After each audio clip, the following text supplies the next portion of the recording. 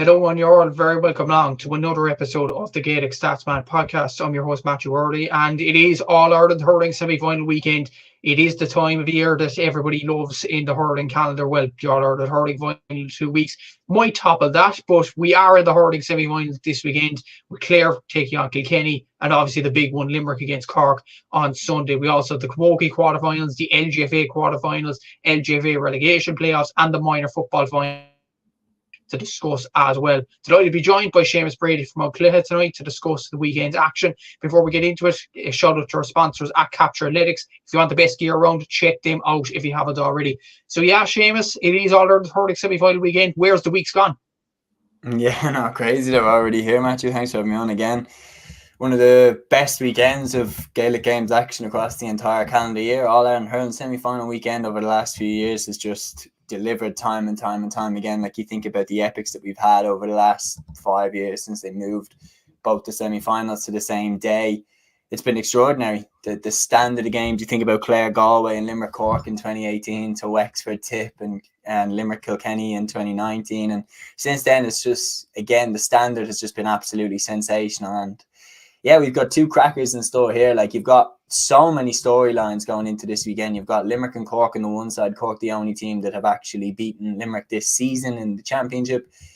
A lot of people tipped them as being the most likely team to actually stop Limerick from gaining immortality, and yet they're meeting them in the semi-final, and it's going to feel like an All-Ireland final at Croke Park on Sunday. Like, they're expecting a massive crowd, sellout. I'm hearing a lot of people. And then Clare Kilkenny on the Saturday has the storyline of, can it be third time lucky for Clare? Because, I mean, it literally would be very rare that we've seen 3 seasons in a row look so identical if Clare do lose to Kilkenny this weekend, because that would be 3 years in a row of losing to Limerick in the Munster final, losing to Kilkenny in the All-Ireland semi-final.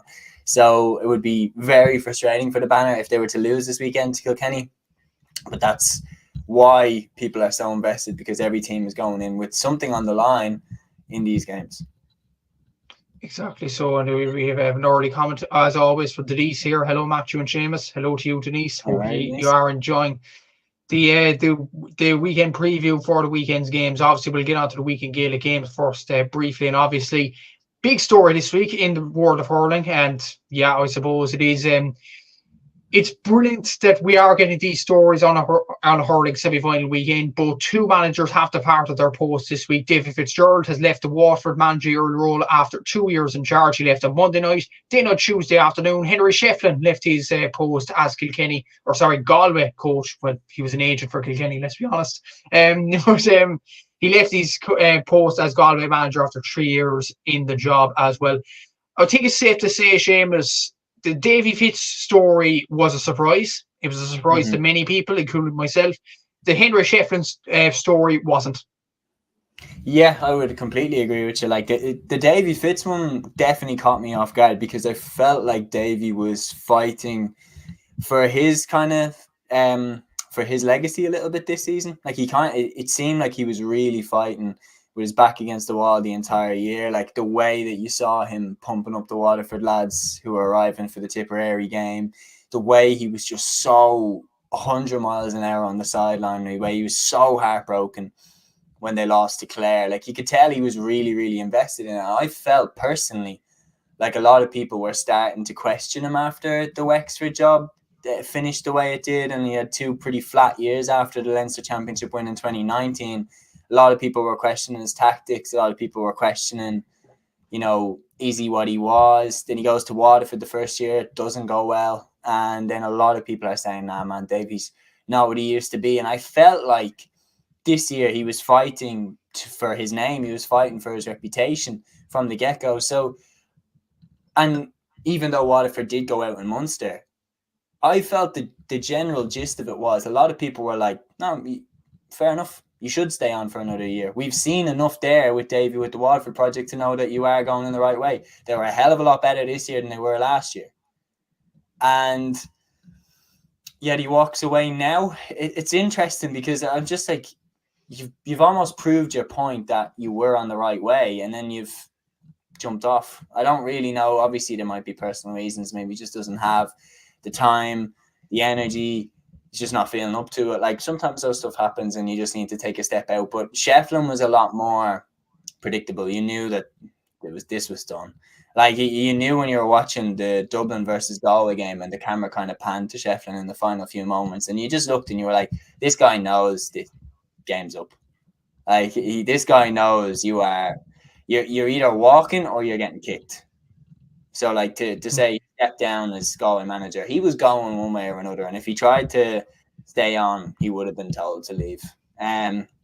So I wasn't surprised because it never really worked. It was kind of like he came in his first year and they had the whole handshake debacle with Cody, and that Leinster final was completely overshadowed down between the dynamic of Shefflin and Cody, and it took away from the game itself as a spectacle because everybody was focusing on would they shake hands at the end of the game, what would the handshake be like. I've never seen a handshake get so much media attention, but then it felt like Galway kind of derailed a little bit after that. Like Galway never really caught fire under Shefflin. Like they had a good last quarter against Limerick in the semi-final in 2022. They were wiped out in 2023 by Limerick, and this year they just never got going. And the thing that stuck with me this year about Galway is they were very much a front foot team. And I mean that in terms of like they could be the hammer, but they couldn't be the nail. They could 100% put a beating on a team. They could 100, like if they did it in the league whenever they got a team under the cosh, they racked up huge tallies. Evan Nyland in particular put up huge scores. But any time this year that Galway faced serious resilience, serious resistance, or something going wrong, like the David Burke red card, like the bad start against Wexford, they just folded. They had no willpower to fight back when things got tough.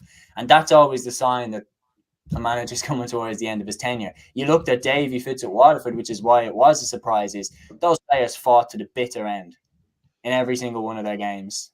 They fought to the very last second for Davy Fitz and for Waterford. So that's why I was surprised that Davy went, but I'm not the slightest bit surprised that Shefflin had went.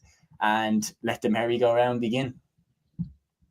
And let the merry-go round begin, as you said there. I suppose with Waterford and Galway looking for coaches, like there was a report. Morris Brosnan, a very good journalist, by the way, for the Irish Examiner. Check him out if you haven't already. Definitely quotes my stats and stuff like that. So very thankful to him for that. But he said on X, formerly Twitter, during the Henry Shefflin news, he said that Galway are apparently looking for an internal appointment. That, as according to both of us, is a good move from a Galway point of view. Waterford, there's been no story as of yet. So by them kind of reports, it doesn't look like Davy Fitz is going to Galway. Henry Shefflin is not going to Waterford. He confirmed that as well after he left his Galway post. So, like, where to next for Galway, Waterford, Henry and Davy? I personally have always felt like the next Waterford manager will be Ken McGrath. I think when you saw Ken get, some work under his belt with Waterford, coaching the under-20 teams and everything like that, I thought 100% Ken McGrath is going to manage Waterford one day.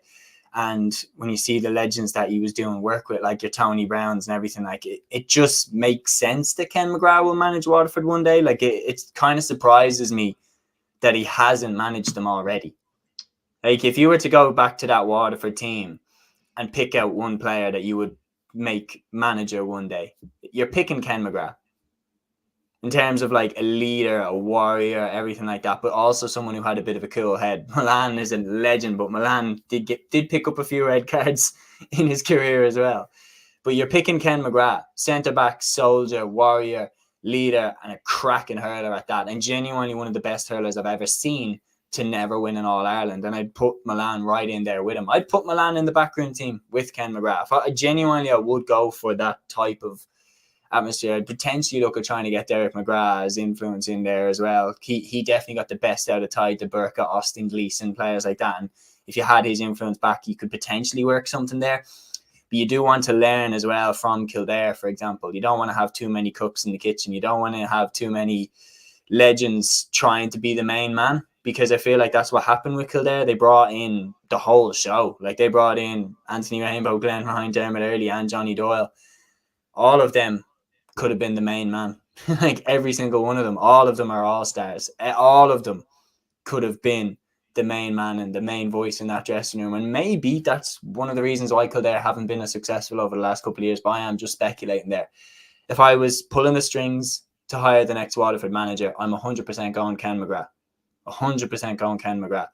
And if I'm hiring the next Galway manager, personally, I'd be looking exactly as you said, someone internal, someone that is a Galway hurling legend. I would be looking potentially at someone like, so I'd be looking at their kind of the last 2 decades of Galway hurling and someone who's a Galway hurling legend that also has a bit of managerial experience. Yeah, I'd be looking at someone like a Damien Hayes, an Ollie Canning, someone who's a Galway hurling legend who has respect from the players. Joe Canning's the wild card because we have no evidence that Joe would step in and be a brilliant hurling manager. And like, you just don't know, because Joe was a once in a generation player that you're like, you wonder, would he be able to kind of understand that players can't just do what he could do on the pitch? Like, did you ever see the clip of Thierry Henry coaching Monaco? It's the funniest clip I've ever seen, because Thierry Henry, obviously one of the most skillful footballers ever, is training in Monaco, and it's clear he just cannot get it through his head. Why can't these players do what I could do? Like, and it's like, when you look at someone like, I'm trying to give a perfect example. When you look at someone like a Jim Gavin, for example, Jim Gavin wasn't a player like a Dermot Connolly in terms of like skill, where they could just be like, give me the ball, I'll do it. Do you know what I mean? Jim was used to being part of a system, part of the team, doing his job. It doesn't surprise me that Jim turned out to be a fantastic manager. And if you look at a lot of the top inter-county managers right now, there's a good portion of them that weren't superstar players. I'm not talking inter-county players. Most of them were inter-county players, but I mean inter-county superstars. It actually is rare. Like, Jim McGuinness was a good midfielder for Donegal, but he wasn't a superstar player. He wasn't anywhere near the level of your Michael Murphys and your McBraithys and your McHughes now. He was a good player, but he was part of the system. He was part of the team. He had his role, and he understood how important the worker bees are in your team. And it doesn't surprise me that those managers are able to go on and create high-functioning, very, very efficient, effective teams, because they understand how important each moving cog is in the team, rather than having this attitude that, like, well, surely they'll be able to just do what I can do and put the ball over the bar from the corner flag and everything like that. Because Joe had that inhuman level of skill. So I'd be surprised if they went with Joe Canning. Personally, I would say Ollie Canning for Galway, or Damien Hayes and Ken McGrath for Waterford. For Davy and for Henry Shefflin, God knows. For Henry Shefflin, if I was in his position, I'd try and dip your toes back in. Maybe back into a bit of punditry. Maybe, take a job with Ballyhale Shamrocks, or take a job with a Kilkenny club, or maybe take a job with a team in the Joe McDonagh Cup or something like that. Like, dip your toes in. You dove in too deep with Galway.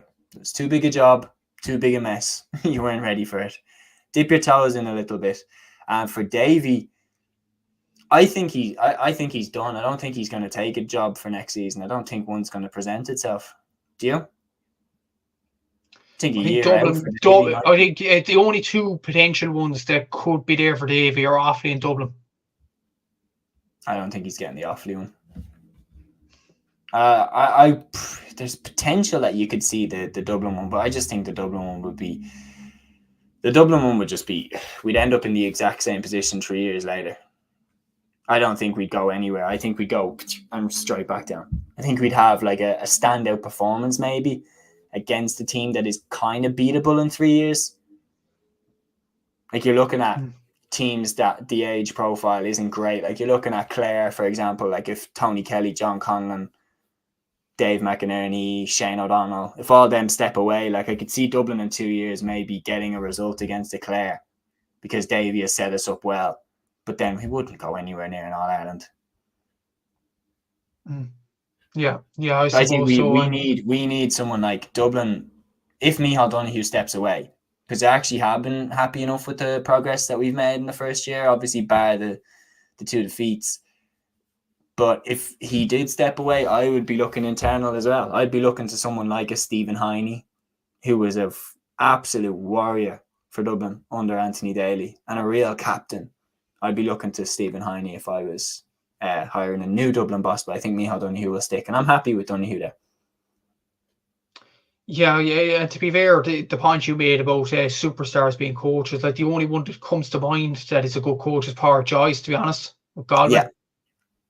Yeah. That's the only one. The rest of them aren't really. So that's probably a discussion we'll discuss for another day. But it's Henry and Davies last hurrah. They have left their managerial post. So we'll move on to the action this weekend, the All-Ireland Senior Hurling Championship semi-final. So we'll move in the chronological order. So starting off on Saturday, Kilkenny against Clare in Croke Park, 3 p.m. RT1. I think the main thing is about this, Seamus, I said to start earlier on his podcast, there's more pressure on Clare to win this game than Kilkenny because of Clare losing 2 semi-finals in a row against Kilkenny, and they've lost 3 Munster finals in a row against Limerick. Is there more pressure on Clare to win this game, considering they don't want to have a bottling mentality when people talk about these sorts of teams in a few years' time? Absolutely. There's way more pressure on Clare to win this game because that Munster final felt different, didn't it? I mean, like if we're being honest, the 2 previous felt like, you know what, they're close. If they just, get a couple of decisions, get the rub of the green next year, they can beat Limerick. Does anybody this year think that they can beat Limerick after those 2 games? Not really, especially not after the Munster final. Nobody's saying, you know what, Clare are close, Clare can beat Limerick. Nobody's saying that now. Everybody's saying Cork are the only ones who can stop them. The narrative is very quickly swapped. And I think Clare are actually in an all right position, because I was looking at that thinking, do you know what? If Clare had beaten Limerick in the Munster final, you got no hope of beating them in the All-Ireland. So maybe if Clare can scrape through this game, if they can get by a point and go into the final as massive underdogs, they might stand a better chance than if Limerick had a bone to pick with them in the final, had revenge to get over them. Because that's the one thing that I can sense it off, Dan. I'm not sure if I can sense it off yourself as well, that there's a tiny, tiny little bit of a fear that Limerick are coming with revenge on their minds.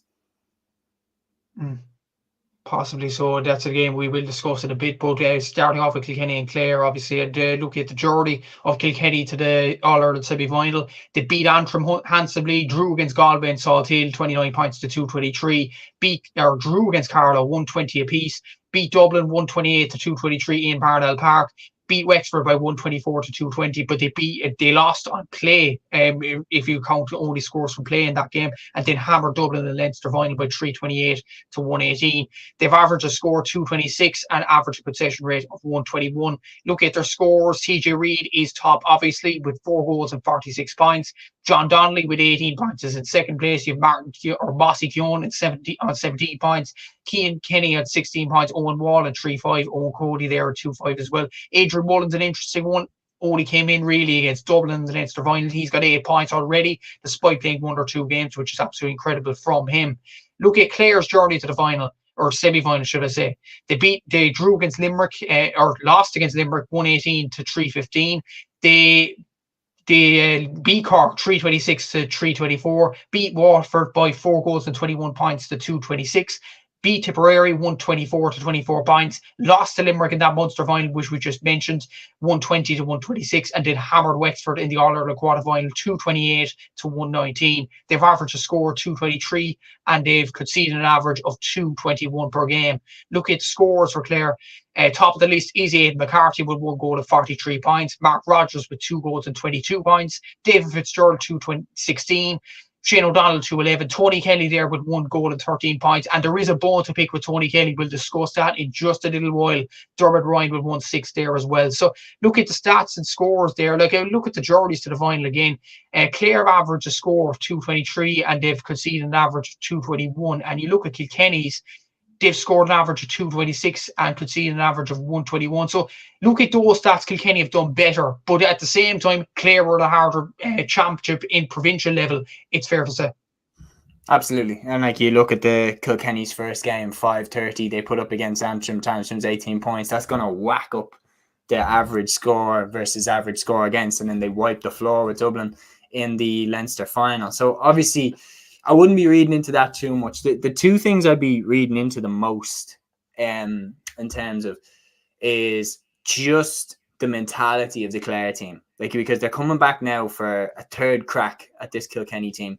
And you have to think, right, so let's weigh it up how Clare came into the final. And, like, the stats are fantastic, right? You can really look at it and see, like, Mullen, the difference that Mullen has made in that period that he's come back has just been sensational. And the one thing, I was watching the Leinster final and they were looking for Adrian Mullen all the time. Like, they were winning the primary ball in the forward line. So every time Dublin shot that ball into their forward line, into Ronan Hayes or into Dara Purcell or into, Sean Curry, Kilkenny were winning it every single time. Hugh Lawler, Mikey Butler, they were coming out with the ball. They're so good. And not only, but they were getting the head up then. Richie Reid got a lot of ball as well from centre-back. And what he was doing was he was getting the head up, and Adrian Mullen was just going from wing to wing to wing to wing. He was just hugging the touchlines. And Richie Reid was head up looking for Adrian Mullen. And so many times that ball would just be flashed out to Mullen over the bar. He hit 7 points in the Leinster final. Like, you don't get 7 points by chance. They were looking for him, and he is a deadly sharpshooter. All he needs is 1 second and then bang, that ball's over the bar. And when you look back, his influence is massive. And then Owen Cody's influence is massive as well, because even when Cody isn't playing necessarily that well, he pops up with the big moments. He popped up with a big hand to play in that goal in Parnell Park against Dublin. And that moment was a make or break moment for Kilkenny this year, because, like, obviously we're here now. Kilkenny annihilated Dublin in the Leinster final. It's difficult to put yourself back into the mindset of how it felt when you were watching that game. Like, watching that game live, Brian Hayes scored a goal. Dublin went 3 points ahead of Kilkenny in Parnell Park, which was packed to the rafters. Everybody that was inside Parnell Park 100% believed this is on. We could beat these. The "Come on, you boys in blue" chant started in Parnell Park, which I'll tell you, for the hurling, is rare. It's rare to hear "Come on, you boys in blue," like, with energy, because we felt like a shock was on the cards here. We could beat Kilkenny, which very, very rarely happens, and has only happened once in, I think, the last 92 years, which was 2013. So it's very rare that we beat them, and we sensed that it could be on, and Kilkenny still found a way to just dig it out of the trenches like that. So that showed me that they were coming back into their own. And then 5 minutes into the Leinster final, I was literally like, shit, we are in big trouble here. These guys have figured us out, and they've figured out a way to score against us in virtually every attack, or figured out how to get a shot off, and they're backing their accuracy a lot more than we're backing our accuracy. What I noticed is Kilkenny were very trigger happy in their forward line. The minute they got the ball, shoot. Just shoot. Didn't care whether that ball went wide. They backed their accuracy. And Cian Kenny and Adrian Mullen and Mossy Keown and John Donnelly were pretty much firing that ball over the bar for the entire game. And it literally was death by 1,000 cuts. It was just like, anytime we made a mistake, they shot. And more often than not, they scored. Whereas we were trying to overwork it a lot. We were trying to pass it into the forward line, and Hugh Lawler and Mikey Butler were winning it every time. So they're very, very dangerous. And the thing about them is they're cute. They've been around the block for a team that the majority of them actually don't have All-Ireland medals. They play like they have all that experience. You would have thought watching the game that this is a team littered with All-Irelands. It's not. You take TJ out of this team, very few of them have All-Ireland medals. Hugh Lawler doesn't. Mikey Butler doesn't.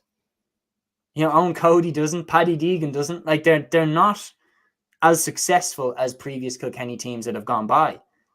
And if they can bridge that gap, I feel like they're on to the races, because they have the cuteness, they have the skill, they have the ability. They have just existed in an era where Limerick are just so good. You think back to 2 years ago, Kilkenny scored 226 in an All-Ireland final and still didn't win. Like, the standard that Limerick have brought it to was just something that we've never seen before. So it's been difficult for them to win the All-Irelands, but they're still a hell of a team. And they've managed to figure Clare out both times. 2022, they completely caught Clare off guard. Clare were coming in off that Munster final, which a lot of people said one of the best Munster finals we've ever seen, one of the best games of hurling we've ever seen. Clare were expected by everybody to run through Kilkenny to set up the rematch with Limerick in the final. And Kilkenny just figured them out. Mikey Butler did such a job on Tony Kelly. And I remember watching it thinking like Clare were shell-shocked. It was like Clare had no idea what to do once Kilkenny had them figured out. Clare didn't know what to do. It felt like last year, you tell me what you think about this. It felt like last year that Clare were very wary of what happened the year before. That even though Clare stayed in the game and even though it was a very intense, close match, it felt like Clare had it in their minds what happened last year and didn't want to let it happen again this year. So they were a little bit more cautious with how they played their cards. They were a little bit more defensive, bit more pragmatic about how they were attacking. Did you get that sense? I did, especially when they played the sweeper, Shane Amori. It just didn't work in the first half. I just feel like really didn't want to get battered because I remember Mossy Keown hit them for the 2 goals in the first half. I remember then it was like, wow, you're gone now. I felt like Clare were desperate to hold on to Kilkenny a little bit more. So this year, I think you just have to learn from both years. Last year, you were too pragmatic. You were too defensive. The year before, you were too cocky. You were too full of yourself. You thought you were going to run through Kilkenny into the All-Ireland final. This year, get it right. You do have the players to beat Kilkenny. You do have the forwards to do enough damage against them. So let them go. Trust them to get enough scores. But don't be overconfident. Don't be cocky. Go into the game with a very decent idea of what to do if Kilkenny have Tony Kelly snuffed out. Don't say, well, Tony Kelly's Tony Kelly. He can't be taken out of the game. Oh, yeah, he can. Mikey Butler took him out 2 years ago. So have a good plan of what to do if Kilkenny are snuffing the forwards out. Have it in the backup there because it felt like 2 years ago Clare had no backup plan. And it felt like last year Clare were way too pragmatic. So combine it with the fact that there's far more pressure on Clare to win this game than there is on Kilkenny. I've picked Clare to win, but the more I talk about it, the more I think Kilkenny are going to win again. Now I think they just hold all the cards. Denise is saying here, players like Peter Duggan and Aidan McCarthy have contributed very well lately for Clare. I could see them being the difference. Interesting, actually, with Aidan McCarthy. I'm going to mention it with the tactics board here. So the main, probably, the marking job here is number 2 here, Mikey Butler. Number 10, Tony Kelly. I'd imagine Tony Kelly's going to go into the full forward line. Mikey Butler's going to go on him. We'll talk about that in a sec. Number 13 for Clare here, Aidan McCarthy, was taken out against Wexford. They actually put in Aaron Shanahan and put Shane O'Donnell into the corner. So I would wonder, and at the same time as well, Aidan McCarthy, without him, Clare actually had a free conversion rate of 100%. So Mark Rogers and Tony Kelly actually did okay without Aidan McCarthy on the pitch. So I have a feeling Aaron Shanahan, like the Wexford game, will go into full forward here. And the guy that will be on him is Hugh Lawler. So that is probably going to be the way they line out if Aaron Shanahan does come in. First of all, on Tony Kelly and Mikey Butler, how important is it for Tony Kelly to get the better of Mikey Butler, considering the last 2 years? It's massive. It's absolutely huge because it just gives Kilkenny another threat that they haven't really faced against Clare before, because Kelly was good last year, but he wasn't at the same level. And the year before, he was anonymous. And I remember like everyone was saying he was nailed on for hurler of the year. I remember that performance nearly cost him an all-star. Like he was completely taken out of the game. Like it was like he wasn't even playing. So for his legacy, he needs to get the better of Mikey Butler. No question about it. Because you know when you see players and they always just had one player who just had their number. They always had one player who just slightly figured them out. It feels like that a little bit with Mikey Butler and Tony Kelly. Mikey Butler is a phenomenal matchup for Tony Kelly. He's fast, he's tenacious, he's tough, and he is a sticky fella. Like he will just stay with Tony Kelly no matter what, no matter how many shimmies Tony throws. Mikey ain't falling for any of them. He's going to stick with him. It's massively important that Tony gets the better of Mikey Butler because that puts Kilkenny on the back foot. Because this is what I was saying, was against Dublin, we weren't able to threaten Kilkenny. So they could be a little bit more boisterous with how they attacked the ball. They weren't just winning that ball. Here's the other thing that I didn't say. It wasn't like they just stopped it. We'd hit the ball in and Hugh Lawler and Mikey Butler would come out onto it. So not only were we losing the ball, but they were winning it and starting the next attack immediately. So we were like, Chris Crummey would win a ball and he'd absolutely wreck himself winning a ball, and he'd fire it into the forwards, and he would have moved from right half back out to the midfield to fire that ball in. And then Hugh Lawler would come storming out with it, give it off to Richie Reid. Richie Reid would fire it to the other wing where Adrian Mullen has nipped off to, behind Crummey's back. Mullen would slot it over the bar. Like, so with Kelly doing that, if Kelly can get the better of Mikey Butler, and if Shanahan can just occupy Hugh Lawler even, just don't let him dominate the square the way that he always does. You can keep that ball in there just a second longer, and then Kilkenny can't hit you on the break as quickly as they hit Dublin, because that was happening over and over and over again. And the thing that felt worst about that game was I was watching it thinking, I don't even know what we can do to stop this. Their defenders were better than our forwards. What can you do in that situation? You resorted to taking shots from distance. And that's kind of what we had to do. And that's why we were just, it's like shooting fish in a barrel from that point on. So Shanahan needs to have a massive performance, or whoever goes inside. I'd be interested to say as well, who takes O'Donnell in your opinion then? Look at the board here. I would imagine so. It's going to be forwards. It's got. I can't see the left side of it. Oh no. So I'll drag them over here. So 4 is Tommy Walsh for the last game against Kilkenny. So I'd imagine Tommy Walsh will be the guy to go on Shane O'Donnell. Looking at that anyway. I'd consider that a spot to go for if I was Clare. Without being disrespectful to Tommy Walsh, but like Hugh Lawler and Mikey Butler are unbelievable defenders. Shane O'Donnell is in Hurler of the Year form. Yeah. That's probably the angle to go. The thing is for Kilkenny, I'll just look at their team for the last game now, who was in the half back line. Could somebody else go on? And David Blanchfield, Richie Reid, and Mikey Carey were the half back line, so 5-7. I think Mikey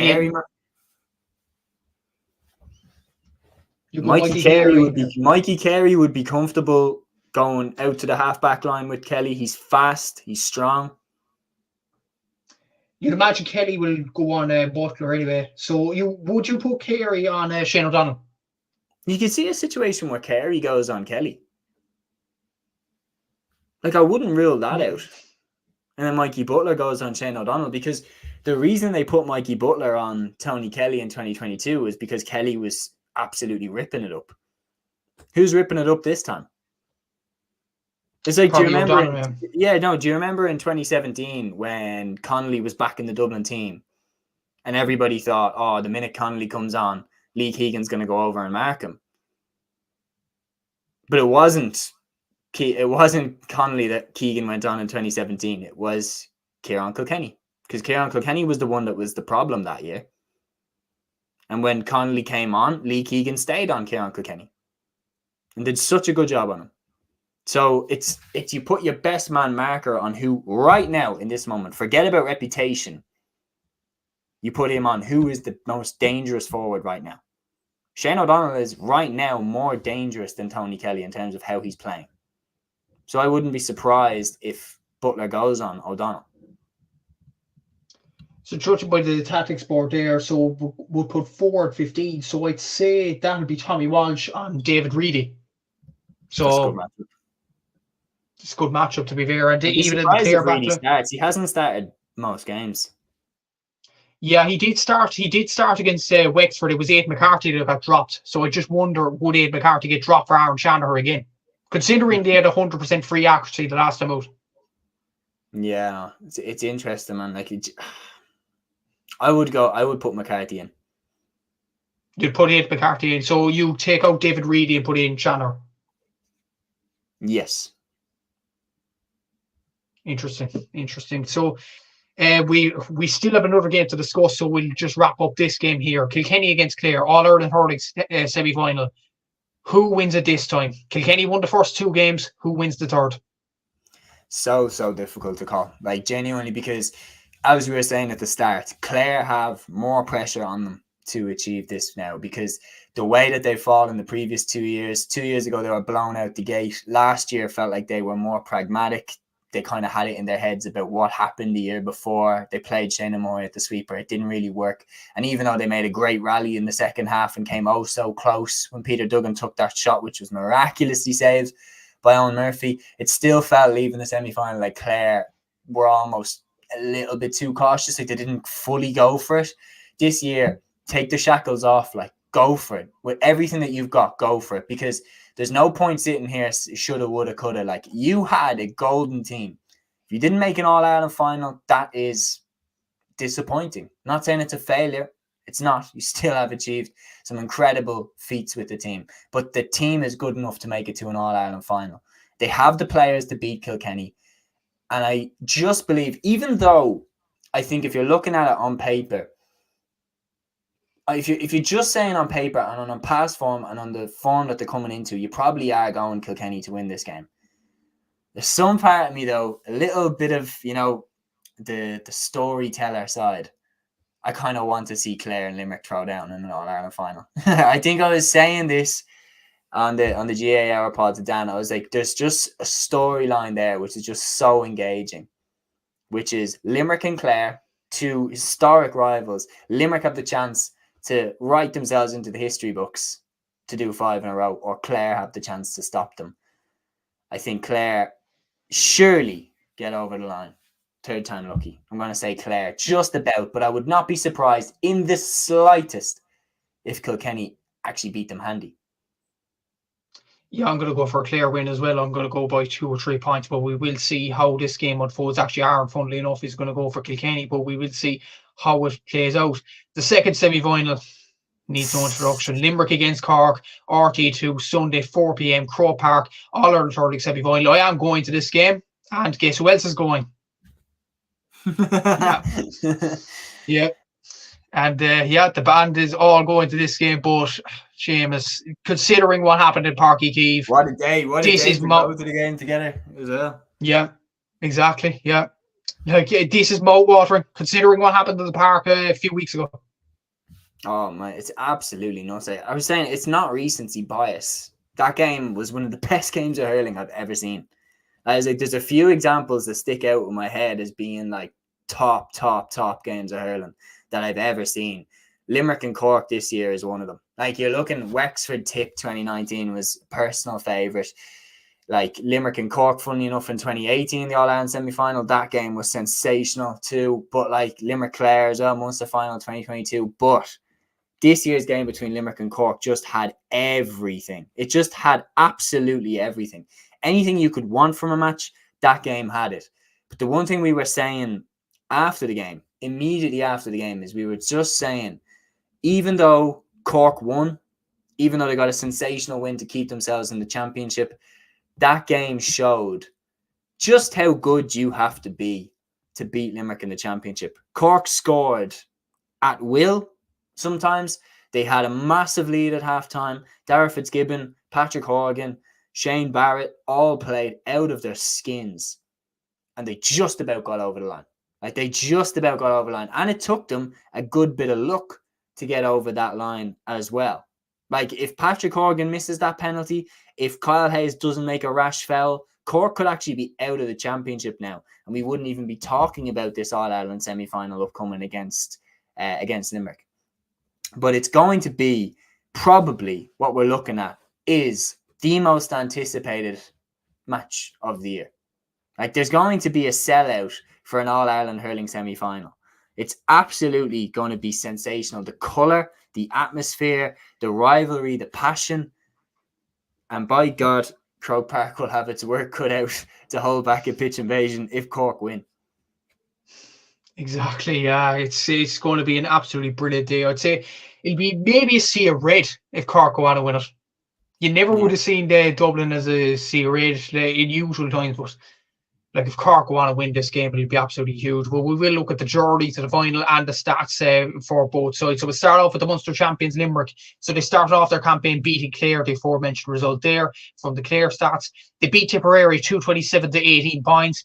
Obviously lost to Cork in that battle in Páirc Uí Chaoimh to 326 to 328, beat Waterford by 30 points to 214, and then beat Clare, the Munster final, by 126 to 120. They've averaged a score 224 per game and conceded an average of 121. Look at scores, and this is massive for Limerick. And somebody pointed out this to me when I posted this. Aaron Gillane has only scored, yes, he scored 2 goals and 32 points, the most out of any Limerick player this season, but he scored 2 goals and 2 points from play. That's quite interesting. He has to produce something on Sunday, no doubt about it. Garrett Hagerty is their top scorer from play with 111. You have Dermot Burns there with 111 as well. Tom Morrissey with 13 points. Seamus Flanagan with 3 goals and 3 points. Coincidentally, all against Cork in Páirc Uí Chaoimh. Colin O'Neill with 11 points. David Reedy there as well from a Clare point of view. Cork they have a lot of scores in this. Obviously, well, we're going to look at their journey first of all. From a Cork point of view, they lost to Waterford 125 to 225, lost to Clare by 2 points, beat Limerick by 2 points, hammered Tipperary 430 to 121, hammered Offaly in that game as well, the preliminary quarterfinal, and beat Dublin by 5 points in that game as well. They've averaged a score 325 per game, and average a concession rate of 223, which is quite concerning. We'll get on to the Cork's defence in a bit. Look at the Cork scores. Patrick Horgan is evergreen, 5 goals and 57 points this season. Alan Connolly with 49, Darragh Fitzgibbon 19 points, Shane Barrett with 2 goals and 13 points, Declan Dalton up there with 17 as well. Like, what stands out there, Seamus, is probably look at Aaron Gillane scoring, first of all, 2 goals and 2 points from play. And Cork's defence, while their attack has flourished, their defence needs improving on Sunday if they are to beat Limerick. Well, that's it. Like, is that there's a few things that jump out there. Number one, the scoring spread for both of the teams. Both of them have so many threats when it comes to going forward. Like, you can't just focus on 2 or 3 players. Like, they have threats coming from all over. And Limerick, in particular, down through the years, have showcased an unbelievable ability to hurt you no matter what way you choose to line out against them. If you want to pack the middle, that's fine. Like, they'll just shoot from the half-back line. If you want to be defensive, again, they'll shoot from the half-back line. If you want to pack the middle but leave Barry Nash free, he will do unbelievable damage. If you want to go man-to-man, you leave Aaron Gillane inside with your fullback. You better hope your fullback is playing well, or Gillane will absolutely annihilate you. They have the ability to hurt you in 6 or 7 different ways. Cork showcased in the Munster Championship how you could actually hurt Limerick, which is pace, going direct at them and going for the jugular very early on.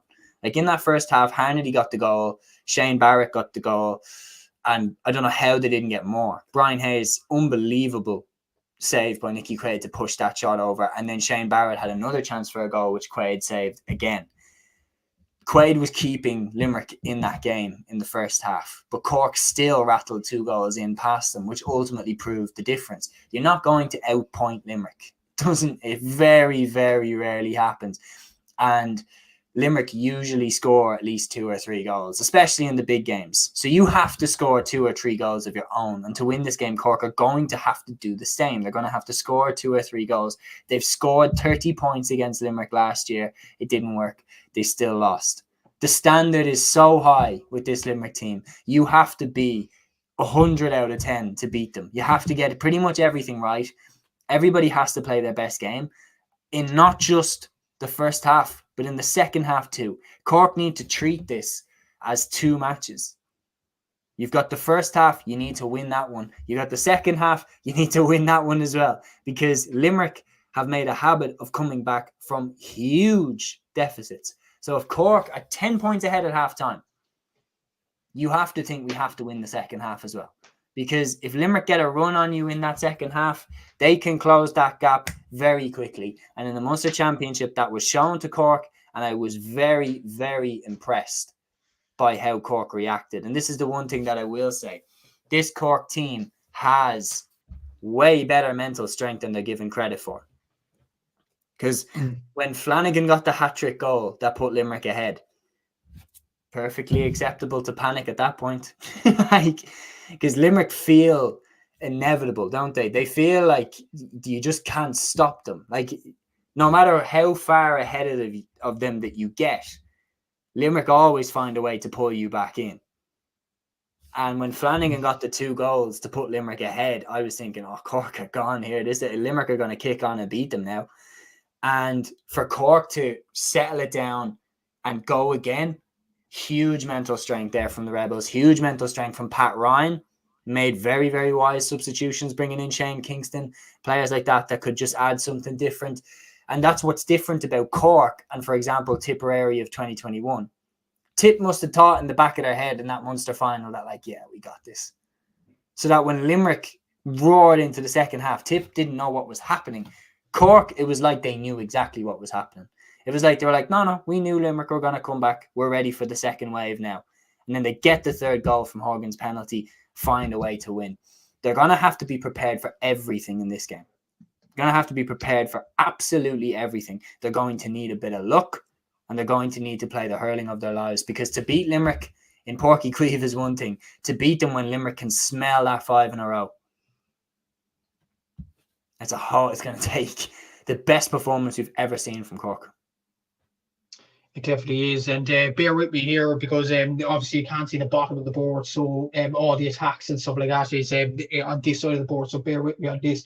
So a few things here. Number 2 for Limerick, Sean Finn, is most likely going to go on Patrick Arvin. Now, I don't think there's any qualms about that.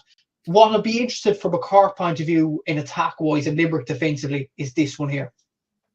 Declan Hannon, number 6, number 11, Shane Barrett. We've seen Shane Barrett this year, 213 from play. He has pace to burn. And Declan Hannon has been considered slow and ponderous in this championship already. Interesting from a Cork standpoint and defensively, and the Limerick forward line, you could see Shane the Bull O'Brien or Seamus Flanagan, depending on Seamus Flanagan's fitness, Owen Downey at full back. If Owen Downey goes on Shane O'Brien, I think that's a brilliant matchup. 2 young players, 2 up-and-coming young players there. I think this is as well, if I could get it here.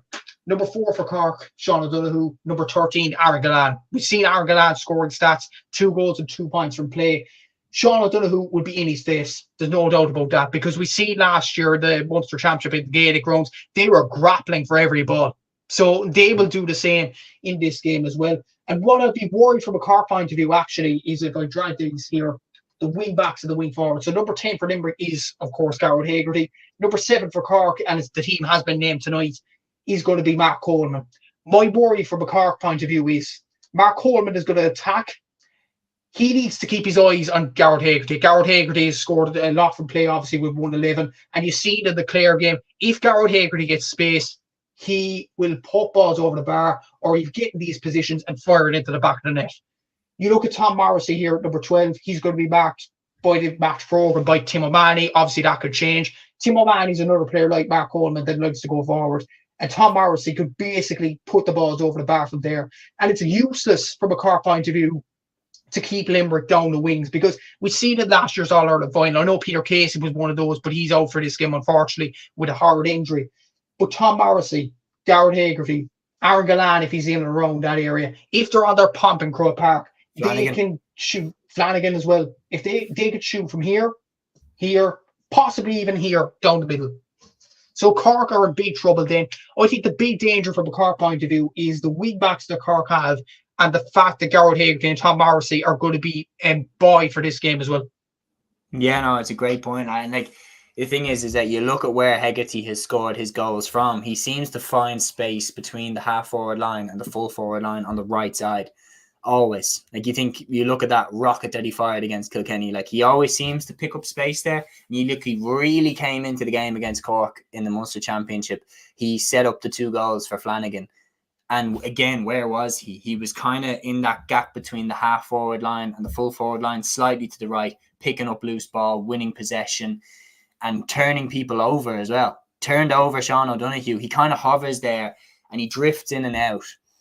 But when he goes in there, he caused absolute carnage, and he set up the goal for Seamus Flanagan, the second one after turning over Sean O'Donoghue. And then he set up Flanagan's third goal with the hand pass, the big hand pass across, where Flanagan caught it on the spin and tucked it in the net.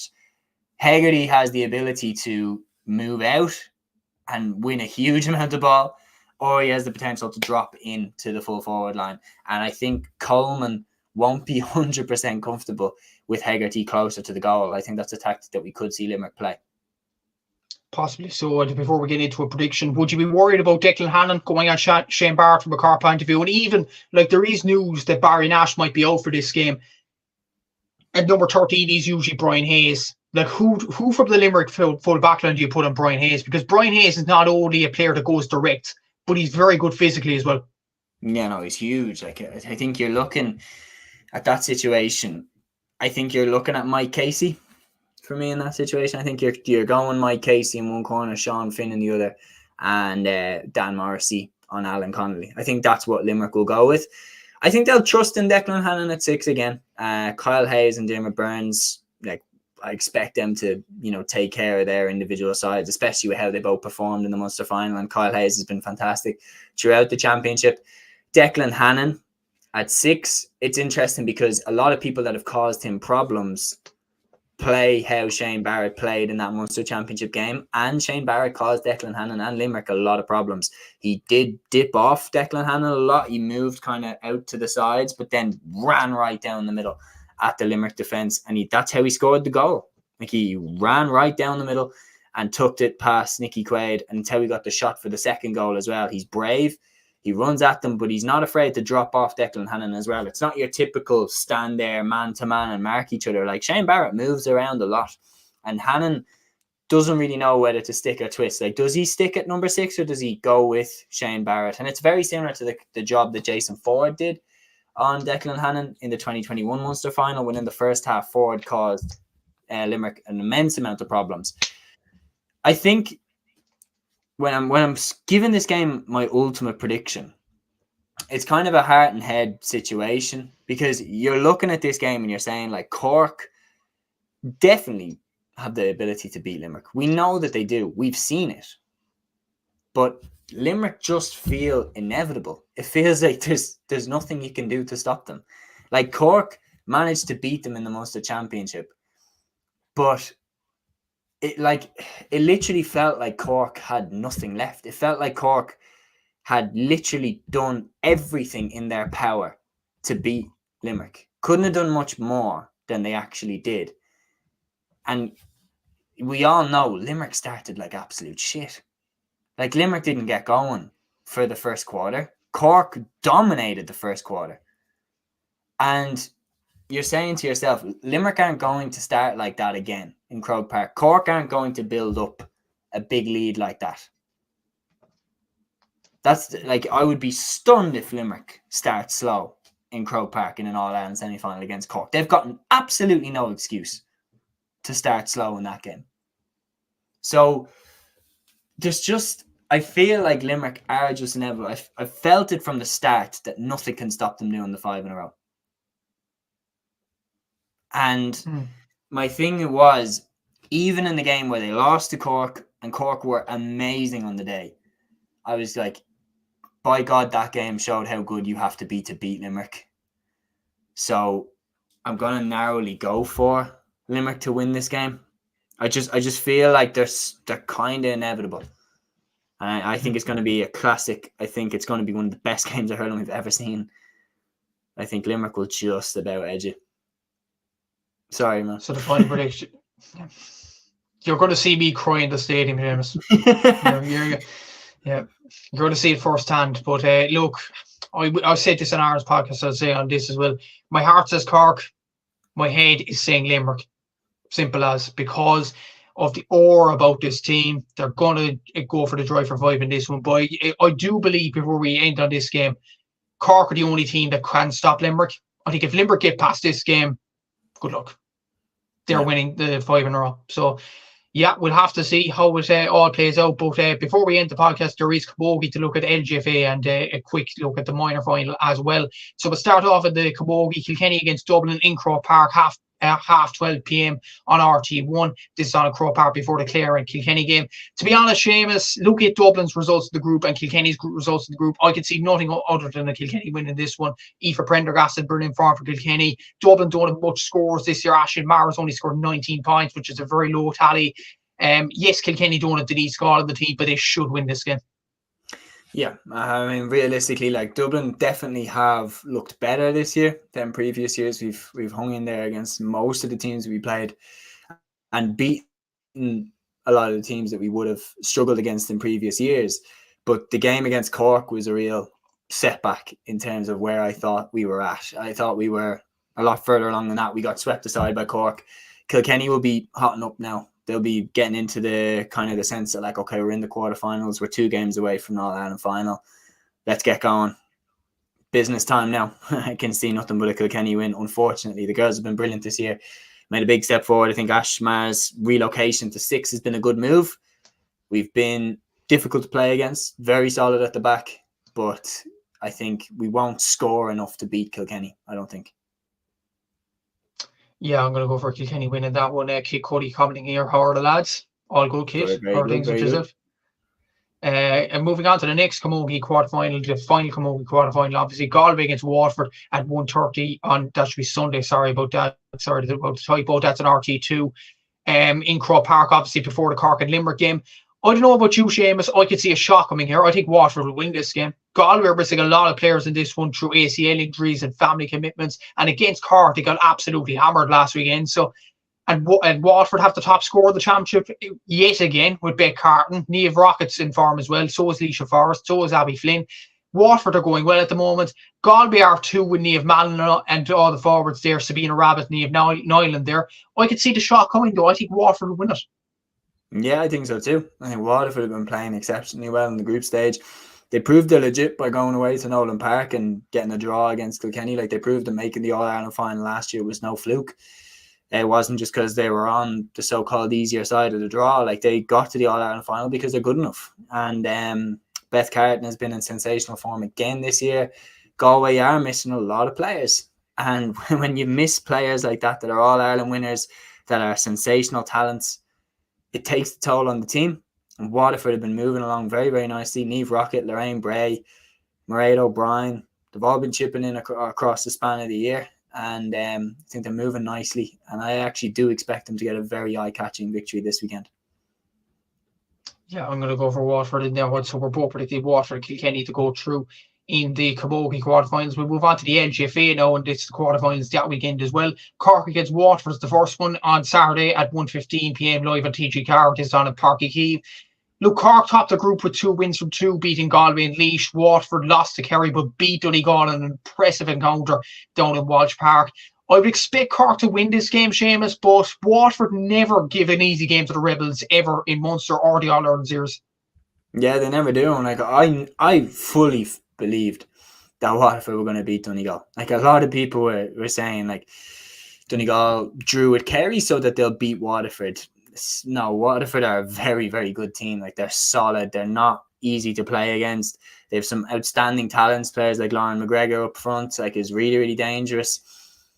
They're very difficult to play against, and they always give Cork a good game. But Cork, as dire as they were playing in the league, they still managed to pick up a big win against Waterford in the Munster Championship, which kind of somewhat changed the atmosphere and the mood around the team. Cork are stumbling, it feels like, towards a good team again. It feels like they're starting to somehow kind of put it back together from when it shattered when they got relegated. It feels like they're kind of, okay, putting it back together somewhat. Like, it has a feel of like Dublin 2022 about it, where like somehow we ended up making a good run at the All-Ireland, but we still fell short. I don't think Cork are going to be All-Ireland contenders this year, but I do think they will get by Waterford. Yeah, I think so as well. But the other semi-final, they'll be playing Dublin or Galway, so that's another problem for another day. But I'd fancy Cork to get over the line. This game, I would have said, would have been a foregone conclusion a few weeks ago, but because of the week's news, Vicky Wall might be coming back for this one. Kerry against Meath in Austin Sack Park Tralee, Saturday, 5:15 p.m. on TG Car. Vicky Wall coming back, Seamus, does that boost Meath's chances? Yeah, absolutely. Like, it's just, it's one of the biggest boosts that Meath could have possibly got. Like, Vicky Wall, in terms of the talent, in terms of the athlete, is one of the best athletes you've seen in the LGFA. Like, she's absolutely sensational, and her coming back into the team is such a boost for Meath at an exact time when they need it. Because, like, let's be real, yeah, they're out of the group, but they were flat as hell against Dublin in the Leinster final. Having lost to them quite heavily in the Leinster group stage as well, then they were even worse somehow in the Leinster final when they had Emma Duggan and all the band back, but they didn't have Vicky Wall, and she makes such a difference in every aspect of Meath's game. But it is very much to ask. It's a lot to ask to just throw her back in and hope that she can just click and make them tick again. I still think Kerry are in a better position right now, but I do think Meath will give them a big, big challenge. But given the fact that Kerry beat them last year, dethroned them as All-Ireland champions, I think it'll be too little too late that Vicky's back now. I think she needed a full year with the panel. Meath needed a full year together with more or less their full strength. I think they needed to be back sooner together. I think Kerry will still find a way to win this game. Yeah, I think so as well. But it will be tight, I think, with Vicky Ball coming back in, Emma Duggan there as well, and Marion Farley. But I would fancy Kerry to go on and win this game. The next quarterfinal, Dublin against Galway at 7:30 in Parnell Park, live at TG Car on Saturday. To be honest, Seamus, out of the four quarterfinals, I think this is the easiest to call. Dublin all the way. Carla Rowe, 7 goals in this campaign, has been absolutely outstanding. Galway have Olivia Divley, Roisin Leonard, but that's really much it. Like in the league, they won 1 game, got relegated. I know they won the Connacht title, but lost to Cork in the All Ireland series. Beat Laois, but to be honest, Laois are going throttling down to the intermediate level. So to be honest, it should be an easy win for Dublin, shouldn't it? Should be, but like if you watch the league game in Parnell Park, like Galway should have won that game. Like I remember watching it in Parnell Park, thinking at the end of the game, how on earth did Dublin win that game? Because Galway had completely dominated from start to finish, and Dublin just got a couple of good minutes at the end where we hit Galway really, really hard and ultimately ended up getting the win. But at the end of the game, I was like, how in the name of God did Dublin win that game? Galway threw it away. So there is a path to victory for Galway. They have the talent, they have the players. But no, Dublin look way too good. Since then, Sinead Goldrick has come back. We look sensational now that she's back. And Hannah Tyrrell, Carla Rowe just look sensational in the forward line. Jennifer Dunn and Lauren McGee in midfield are just bossing everyone that they come up against. Nothing but a Dublin win here. Should be an easy win there. In the last quarterfinal, Armagh against Mayo in the box at Lily Grounds, 5:45 p.m. on Sunday on TG Car. Armagh only beat Meath by a point in the group stage without Amy Mack and the team, drew against Tipperary. But then again, Mayo have only beaten Kildare in the group stage. They were very, very poor against Dublin, lost against Galway and Connacht. They were petrified against Dublin. They were petrified against Dublin. Like they literally rocked up and just put everyone behind the ball from minute 1. Didn't go for it at all against Dublin. It should be a win for Armagh despite losing Amy Mack, should it? I would probably go for that, but the one thing I'd look at the Tipperary game, and I would be nervous about watching the Tipperary game because Tipperary held Armagh for long periods, and Amy Mackin is that, like she just is that game changer in the forwards that when she's there, Armagh are so much harder to defend against than when she's not. I think Amy's the best footballer in Ireland right now. She's sensational. So not having her there is massive. It's absolutely couldn't get a bigger loss than that in the championship. And I still think Armagh will find a way to win, but I don't think they'll be as impressive. And I think then they'll probably go out in the semi-final stages. Yeah, I think Armagh will win this game as well, and they'll play Kerry in the semi-finals according to our predictions, so could be waving goodbye to the championship. Quick look at the relegation semi-finals. So we have Tipperary against Laois in one semi-final on Saturday at 2 p.m, and you have Donegal against Kildare in Breffni Park in Cavan at 2 p.m. If I can put it up here, Donegal against Kildare. Yep, there you go. Saturday at 2 p.m. So who would you expect to win those games? For me, Seamus, I think it'll be Tipperary, Donegal, and Laois and Kildare to fight to stay up. Yeah, no, I agree with you. I think the Donegal-Kildare game will be a little bit tighter. Kildare still have put in some okay performances, but they have it's felt like it's come a bit too soon for them. They're almost a bit cursed by how good Meath were when they came up to senior level, that Kildare were getting impressive results at intermediate, and myself included. A lot of people were like, oh, we could have a new Meath on our hands here. And they've been shown the level by teams like Dublin, by teams like Meath. They've been shown, look, this is how high you have to get to compete with us. But they still are of a higher standard, I think, than Laois. So I still think that they will be okay. Laois have got bet out the gate in every game that they've played. Like, they've been on the wrong end of some seriously bad beatings. I think they will be on the end of another one by Tipperary this weekend. And then Laois will probably be beaten by Kildare in the relegation final. Yeah, I think so as well. Before we end the podcast, a quick look at the minor final this weekend in football. Derry against Armagh on in Healy Park in Oma, live on TG Car at 2 p.m. The hurling minor final was brilliant last weekend. Hopefully the football can produce a brilliant game as well. Looking at the juries and the stats for this final, look at Derry's first of all. Look at their journey to the final here. They played Armagh twice in the lead up to this. If the internet is acting up tonight. So look at Derry's journey to the final. They beat Cavan, they beat Antrim as well, beat Armagh 280 to 7 points in the first encounter between the sides, beat Tyrone, beat Armagh again 12 points to 1-7, then beat Dublin 18 points to 210, and then beat Kerry by a point in the semi-final.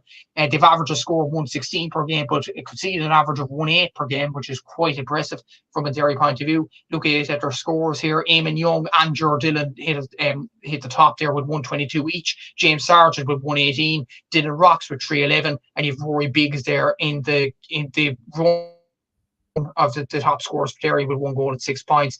Look at Armagh's journey to the final, and their minor team have definitely produced some brilliant performances. Beat Antrim, beat Cavan, lost to Derry, obviously getting hammered there 7 points to 218.